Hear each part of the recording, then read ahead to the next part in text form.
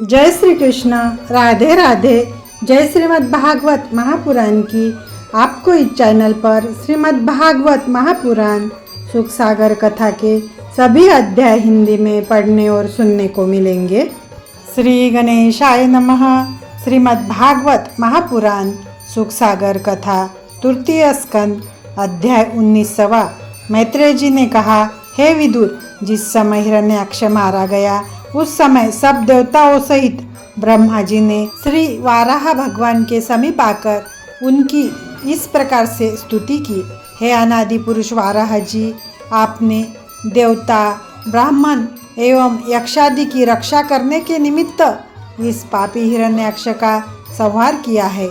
अपने ही यह पृथ्वी पाताल से निकालकर पानी पर स्थिर की है।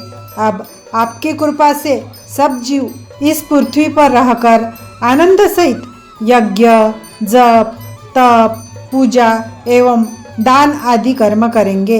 हिरण्याक्ष के समय यज्ञ में देवता तथा पितरों को भाग नहीं मिलता था।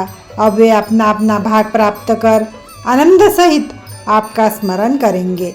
इस प्रकार जब सब देवता स्तुति कर चुके तब पृथ्वी ने स्त्री रूप धारण कर वाराह जी के सम्मुख इस प्रकार से प्रार्थना करने आरंभ की, हे ज्योतिर्मय, आपने दयापूर्वक मुझे पाताल से निकालकर जल के ऊपर स्थापित किया है। संसार के सभी छोटे बड़े जीव मुझ पर आपने पाँव रखते हैं, परंतु आपने मुझे अपने दांत पर उठाया है, इसलिए मैं अपने आप को परम कृतार्थ मानती हूँ। हे प्रभु, आपके चरणों की छाया संपूर्ण जगत पर पड़ती है, परंतु आज मेरी छाया आपके मस्तक पर पड़ी है। हे नाथ, मैं इस बात से बहुत भयभीत हूँ कि जब कलयुग आएगा तब उसके सब जीव अत्यंत पापी होंगे। वे धर्म कर्मों को त्याग कर अशुभ कर्मों में प्रवृत्त होंगे। वे आपकी भक्ति से ही भी विमुख रहेंगे तथा हरिभक्तों से शत्रुता का व्यवहार रखेंगे। वे अपने माता पिता तथा बंधु बांधवों से झगड़कर साले तथा ससुर से स्नेह रखेंगे। स्त्रियां अपने पति को छोड़कर पर पुरुष से प्रीति रखेंगी। पुरुष वर्ग अपनी पत्नी का पालन न करके वेश्या से प्रीति रखेगा।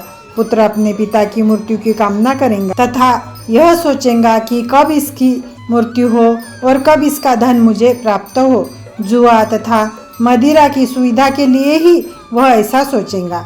राजागण अपना धर्म त्याग कर प्रजा से धन वसूल करेंगे तथा उसे दुख पहुँचाएंगे। सभी मनुष्य खाने, पहनने तथा इंद्रियों को सुख देने की इच्छा से स्वार्थपूर्ण मित्रता रखेंगे। इस प्रकार कलयुग में परस्पर के विरोध से सब लोगों को अत्यंत दुख प्राप्त होगा। हे प्रभु, जब ऐसे पापी मनुष्य अपने पाँव मेरे ऊपर रखेंगे उस समय आपको उस क्लेश से मेरी रक्षा करनी आवश्यक है। पृथ्वी की ऐसी विनय सुनकर श्री वाराह भगवान ने कहा, हे पृथ्वी, तू इन बातों से भयभीत मत हो। अधर्मियों के उत्पन्न होने के कारण जब तुझे दुख प्राप्त होगा तब हम सगुण अवतार लेकर अधर्मियों का विनाश कर डालेंगे तथा तुझे सुख पहुँचाएंगे। इस प्रकार कहकर श्री वाराह जी वैकुंठ लोक को पधार गए। तत्पश्चात सब देवता भी अपने अपने लोक को चले गए। इति श्रीमद् भागवत महापुराण सुख सागर कथा तृतीय स्कंद अध्याय 19वां समाप्त।